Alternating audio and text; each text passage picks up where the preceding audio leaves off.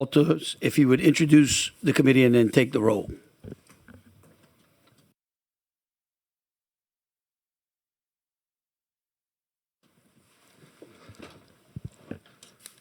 Thank you, Attorney General. Number one, Attorney General Jeff Landry. Present. Representative Tony Bacala. Here. Representative Debbie Fontenot. Debbie Villio. Here. Representative Brian Fontenot. Present. Representative Nicholas Muscarello. Present. Representative Vanessa LaFleur. Present. Francis Abbott, Executive Director of the Committee on Parole and Board of Pardons. Present. Lauren Lampert, the Executive Director of the Louisiana District Attorneys Association. Here. Allen Parish Sheriff Douglas Hebert. Mr. Remy Starnes, the State Public Defender. Chief Scott Spell of the Vinton Police Department as the designee for the Louisiana Chiefs of Police. Mr. Scott Payton, the State Director of Louisiana Right on Crime. Present. And Mr. Michael Williamson from the United Way of Southeast Louisiana. We have 12 members and a quorum. All right, thank you. I'd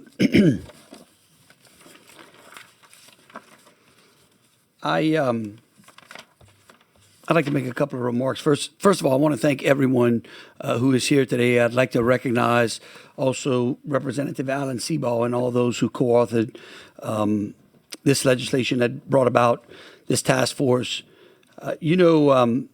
Louisiana has been ranked as one of the worst states in the nation in regards to violent crime.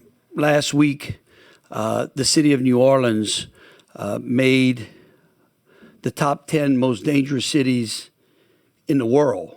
And what was interesting is that there were no other U.S. cities that made that ranking. Louisiana also is home, unfortunately, to 3 of the top 10 most dangerous cities in the country. And when you think about the population size of our state compared to some of the biggest cities in this country, and you let that statistic sink in, I think we can all recognize that we have a problem. I think that this task force has been put together very carefully with some great people who each bring to this task force a unique perspective of our criminal justice system. And our hope is that this task force can come up with some recommendations that builds a criminal justice system in the state of Louisiana under which when good people make bad decisions, they get a second chance. When people get involved in substance abuse problems and get caught up in the criminal justice system, we've got a prolific drug court system in this state, and that's another good avenue as well. However, we're recognizing now that there are some bad people on our streets that are inflicting a tremendous amount of damage and pain to the citizens of this state. And so today, this task force is entrusted to start to review those statistics, to start to look at deficiencies, to start to look at gaps inside of the system, and then hopefully come up with some great recommendations. So again, I want to thank each and every one of you, and I would remind you that irrespective of where you live in this state, whether it be in a small town or a big city, you deserve to live in a safe neighborhood. And that even if you're in a big city, just because you don't live in where all the stakeholders and all the businesses occur, you still, again, deserve to live in a safe community. And so, again, I just want to thank each and every one of you. I look forward to working with you all. Chris, is going to be my designee. I've got both a day and a night job right now, but certainly look forward to working with you all. With that, I will turn it over to Assistant Attorney General Walters, who will give a brief introduction, a brief summary of our task force.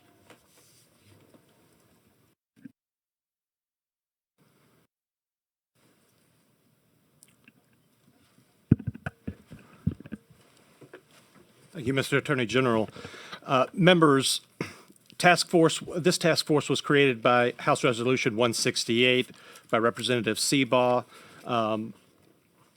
On page 2 of that resolution, the task force is created to study and evaluate recent legislative reforms to the Louisiana criminal justice system and the effects of such reforms on public safety and crime in Louisiana, and to propose future legislation to address and improve public safety and reduce crime in Louisiana.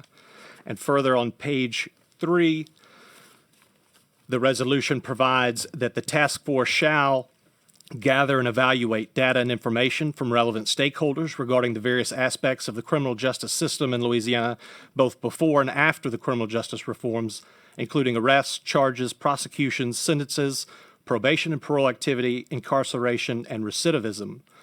Number 2, the task force shall evaluate and develop a plan of action to address areas of concern identified through gathering and evaluation of criminal justice data and information. And number 3, to recommend any legislation necessary for the 2024 regular session to accomplish the identified goals of true criminal justice reform that reduces crime and recidivism in Louisiana while improving public safety and strengthening our communities. With that, it is a broad mandate. One of the first items that I would move for the task force to consider would simply be a motion to authorize the task force staff members to reach out to and request all of this relevant criminal justice data and information from all of the relevant stakeholders within state and local government agencies, including courts, to the extent that they are necessary, and to compile that data and to provide it to the members of this task force that the members can use going forward. Motion, second. Well, we have a motion by Mr. Starnes Second and a by Mr. second by Villio. Mr. Lampert. Okay. Any opposition? Hearing none, that motion is adopted. The second item of business, and for the members' purposes, we have envisioned this meeting as an introductory meeting, simply for everyone to meet each other, to understand the purpose of the task force, to authorize the staff to move forward in gathering that data with the understanding that the task force meetings going into the future could be quite lengthy as we address any and all public comments, concerns, all of the data, and hear testimony from the relevant stakeholders. With that in mind, we would also urge task members to reach out to your public partners, the relevant stakeholders, to the extent that they would like to provide us information voluntarily. We have an email address on the agenda for the task force specifically. It's lvctf@ag.louisiana.gov. And it's also should be on the agenda that's posted online. All of that information that we received to that email address will be distributed out to the members prior to the next meeting. In addition to gathering data, we would also like to hear requests from the membership as to any potential individuals, whether that be state agencies or other relevant stakeholder entities, who the task force members would like to invite to future task force meetings so that we can hear their testimony and the task force members can ask questions and get feedback in that regard. With that being said, we would, I see, Ms. Filio, do you used to have a question? When appropriate, or if that's something we haven't considered yet. Oh yeah, he was getting ready to do that, and then then here's what I do. Why don't he'll go through that? We can have a discussion, and then if anyone wants to make some comments, we'll let y'all make some comments, and then I think it pretty much would wrap up pretty much what we have. Okay, I will give it back.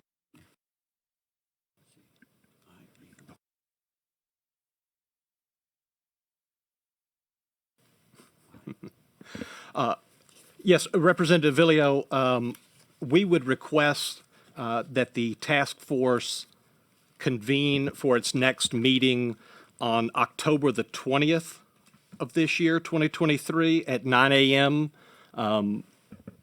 In the Capitol. We're not sure which committee room yet, but we would request that that be the next meeting date. And the reason we request that is to give the staff time to gather all of this information, for the task members to submit requests and gather everything prior to that next meeting, October the 20th.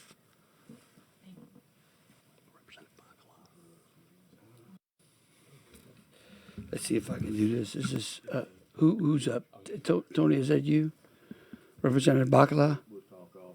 I just wanted to, some of us are going to have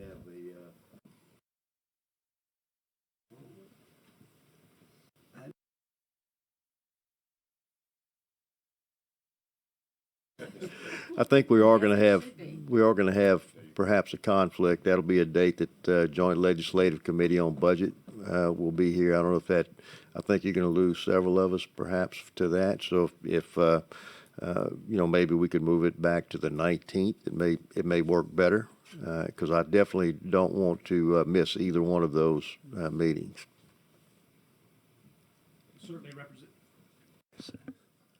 Certainly, Representative Bacala, if that is the preference of the task force, we would certainly be open to that. So we will change that to October the 19th, 2023, which is a Thursday at 9 a.m. here at the state capitol. And we will send out the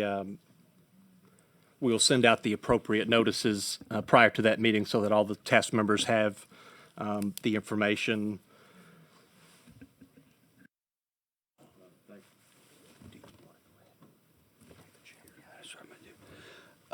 If you and Tony, don't worry. I think Remy and Lauren said they can really handle most of this. Also, I'm going to slide over and give Mr.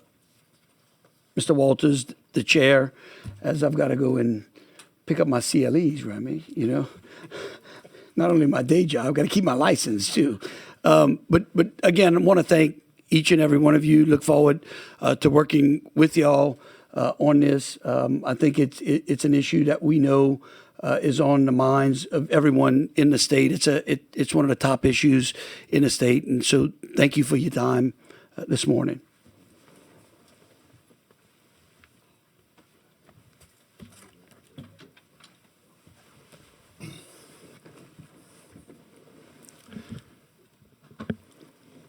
Thank you, Attorney General Landry. At this time, I would suggest opening it up for any of the task members who would like to speak or say a few words. It's completely up to y'all. If you would like to, you can hit your button and I can recognize you from the chair. Okay.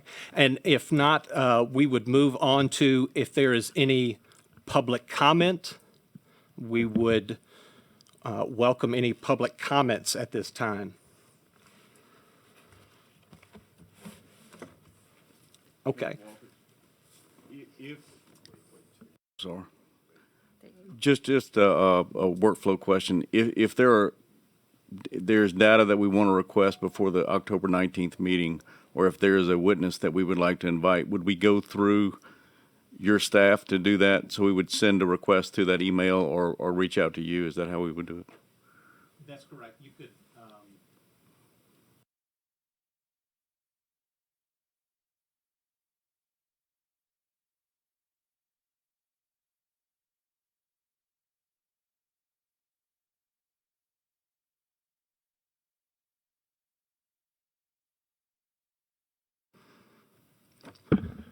Okay, seeing as we have no further comments, either from the task members or from the public, is there any other business to come?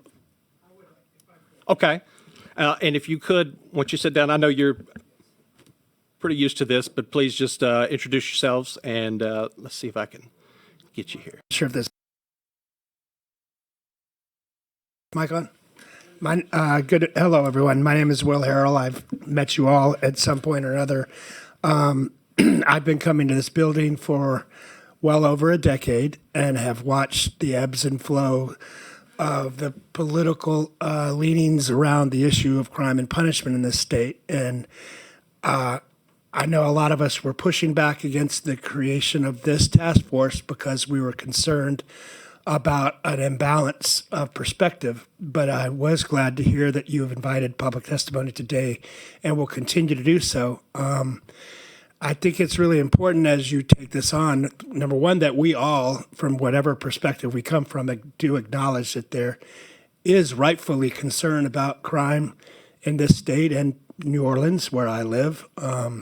None of us are in favor of it. None of us don't want to see the issues be unaddressed, but we do hope that there is some recognition that the route of hyper punitive approaches to public policy has not made our state a safer place to be. The data demonstrates otherwise. The reforms of the 2016 and particularly 2017, what we refer to now as the JRI, Justice Reinvestment Initiative reforms, were, we believe, the cause of the uptick in crime recently, that there are serious underlying socioeconomic causes that should also be addressed by this task force. While I know your intent is to look at punishment in the laws that we enact going forward, the laws that we have enacted in the previous 5 years.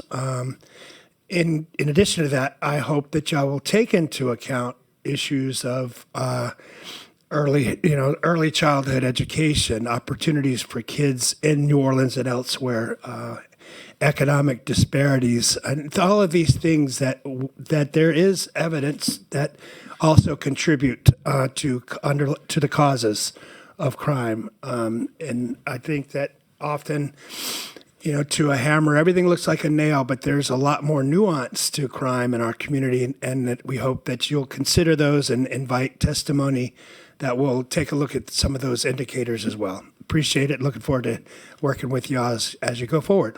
Thank you. Thank you. And it was Mr. Harrell. Thank you. And someone else? Okay. And if you would, please just introduce yourself. Good morning, Katie Hunter Lowry. I represent Louisiana Survivors for Reform. We're a coalition of survivors of violence and homicide victims' loved ones working on change in the criminal legal system. And there's not a lot to comment on based on the business of the meeting today, but representing our coalition, I wanted to make sure that this task force understands that our coalition of survivors and victims' loved ones really would like conversations about crime to talk about crime prevention and healing for survivors. When we talk about violent crime, it can't just be sentencing enhancements and punishment. We have to think about prevention. We have to think about healing services for survivors. And we have ample data on the Crime Victims Reparations Fund, on the rates at which survivors do not report to law enforcement, and the rates at which survivors do not receive support in this state after they experience violence. So we are available to provide data, provide testimony, and provide the lived experiences of survivors, which, should really be at the center of any conversation about violence. Thanks. Thank you for that.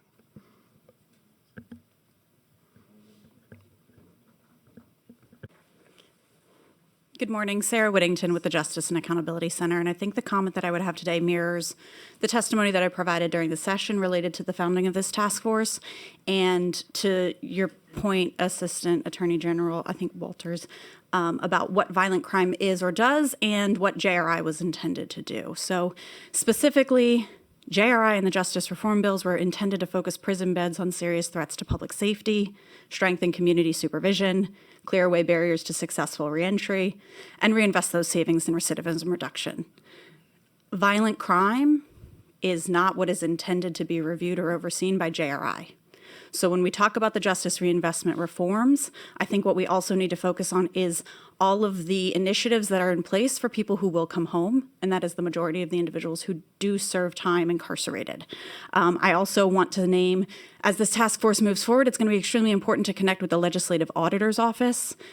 JRI does not have data yet. JRI was provided 5 years, and now the JRI data is being collected. It is going to be going through the Legislative Auditor and all of probably the data analysis that they can provide to you, so it will be critically important, and I would hope that someone on the task force requests that the legislative auditor come and provide that data when it is available, but it's only currently being collected.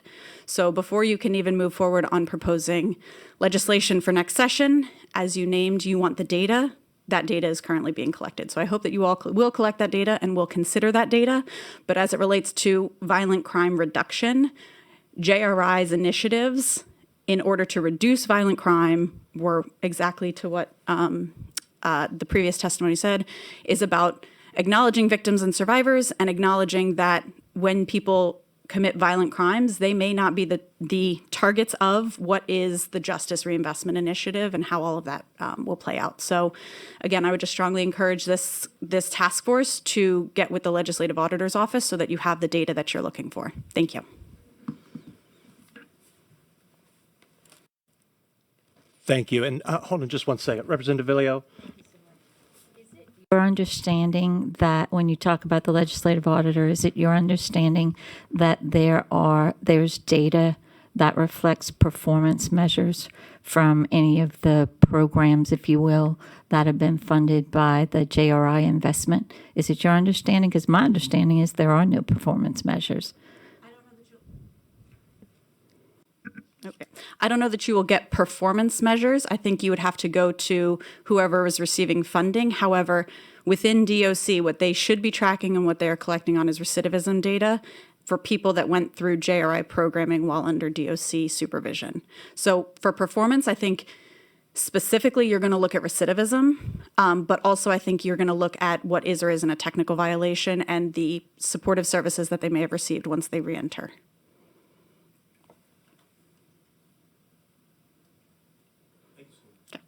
I can also provide our own internal performance metrics as someone who is receiving JRI funding and providing legal services for reentry. So happy to be called back at any time.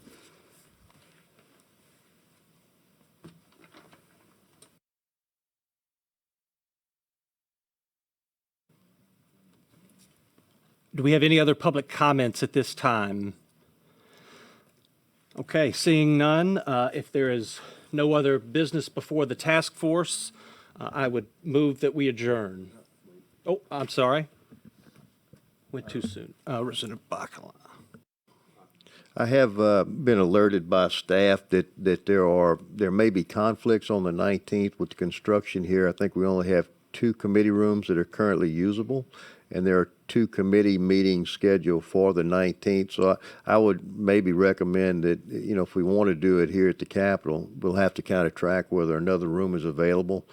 Or I've got it on my calendar. I think maybe we ought to say the 19th is tentative, and we'll wait from an email or something from you guys, a communication to firm up that date based on availability, if that may be the better option. Certainly, Representative Bacala and staff will coordinate with Capitol staff and legislative staff, and we will make sure if there are changes, we'll make sure to send that out to the membership and make sure that we have as many folks as possible that can be here.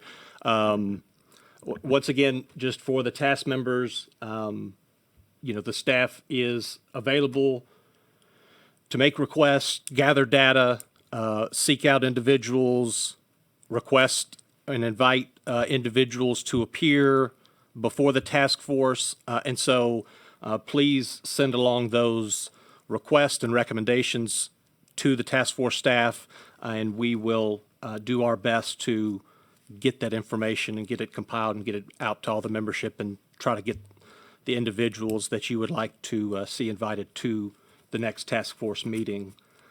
Any other business before the task force at this time? Seeing none, I would move that this meeting be adjourned. Bacala seconds. This meeting is adjourned. Thank you all.